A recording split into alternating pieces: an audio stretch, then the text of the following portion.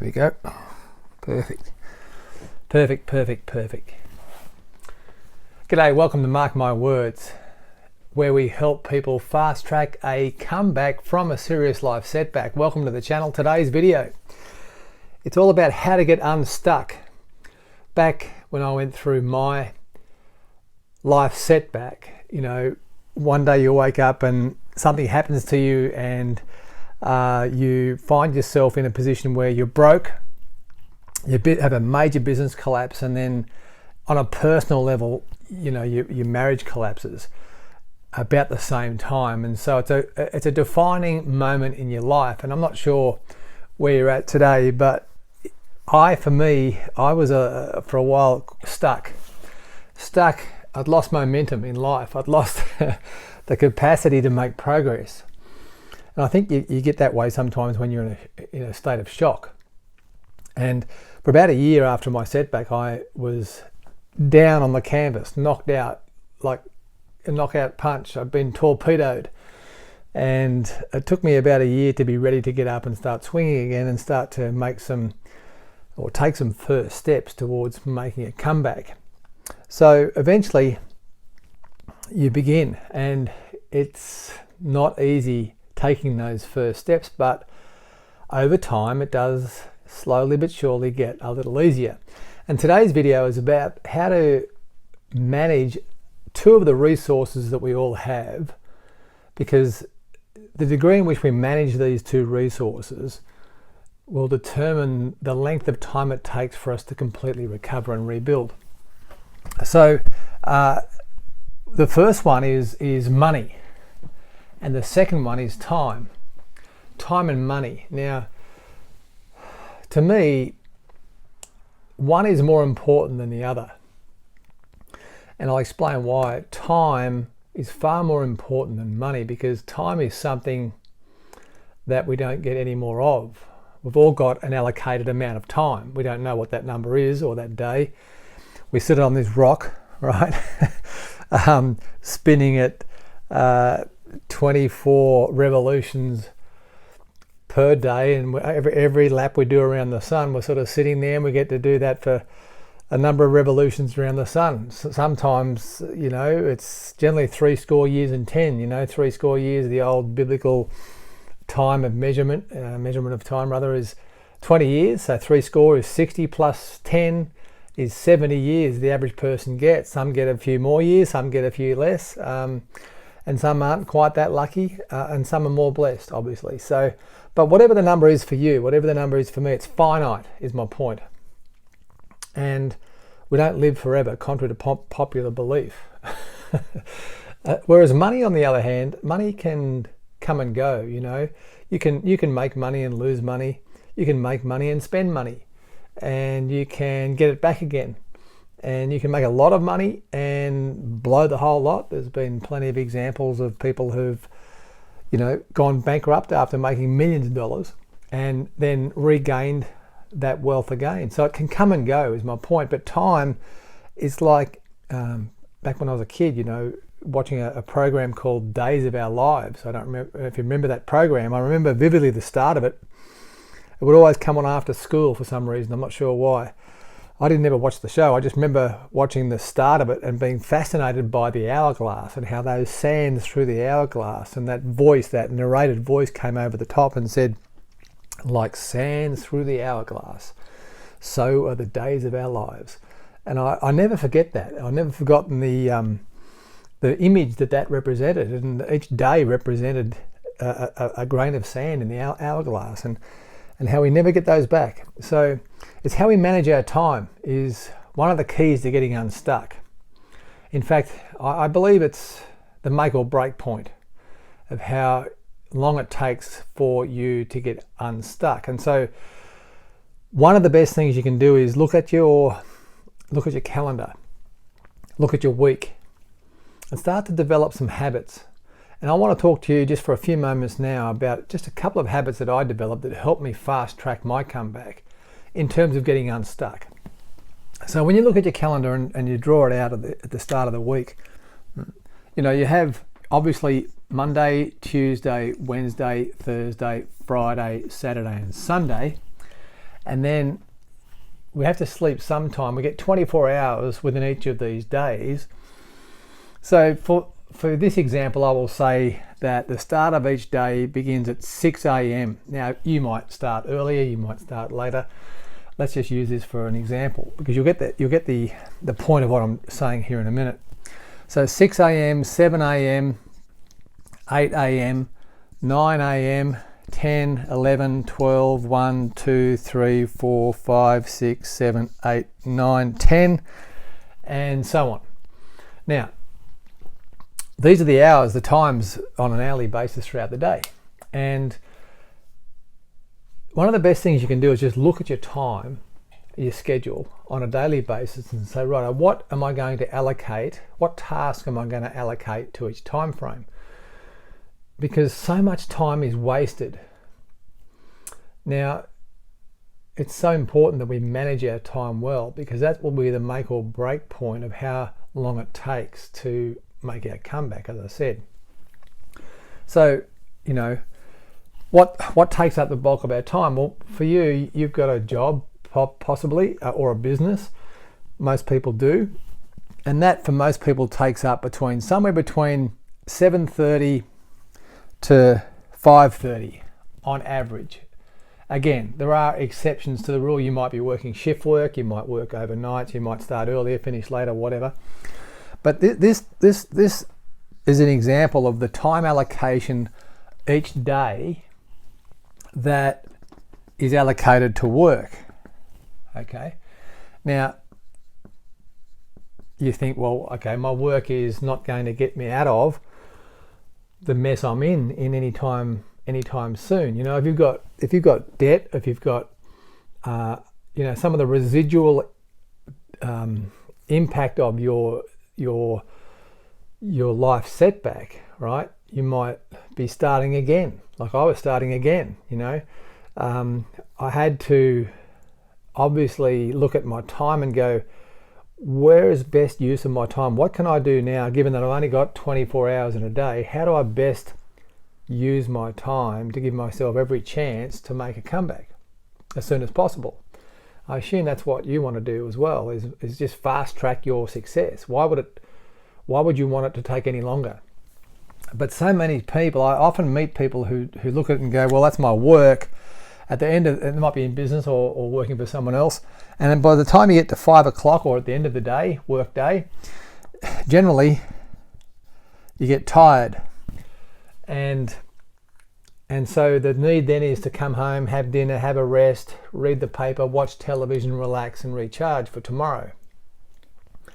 Now, I'm going to tell you here on this video that if you want to rebuild and fast track your comeback from your serious life setback, the coming home from work, flopping on the lounge, watching television program and relaxing before you go to bed has to change. If you want to change, if you want to reduce the time it takes to recover, you know, it's this time here between 6 p.m. and bedtime, 9:30, 10 o'clock at night, that is time that you have to really invest in your future. I'm not sure if you can see that on that video. It's down here below anyway, between 6 p.m. to 9:30 p.m. How are you spending that time? What other time do you have? Well, obviously before you start this period here, between 6 a.m. or even 5:30 a.m. to 7:30 a.m. is when you start work in this example. You know, how are you spending that time? Are you sleeping in and getting out of bed about a minute after the alarm goes off and you've set the snooze button 3 times and you rush through the shower, don't have breakfast, rush to work and then wake up on the way to work? Or are you getting out of bed early enough to train, get physically fit, get mentally prepared for the day so you can maximize your day and then have enough energy and focus and enthusiasm left at the end of the day to invest in and spending this time after work wisely, other than lying on the lounge watching television? Now, I'm not saying that you are lying on the lounge watching television. That's for everybody else, right? But I did for a while. And that's exactly what I wanted to do. But then I realized to make my comeback, I had to really look and go, I've got to change how I spend my time, because nothing's going to change unless I change.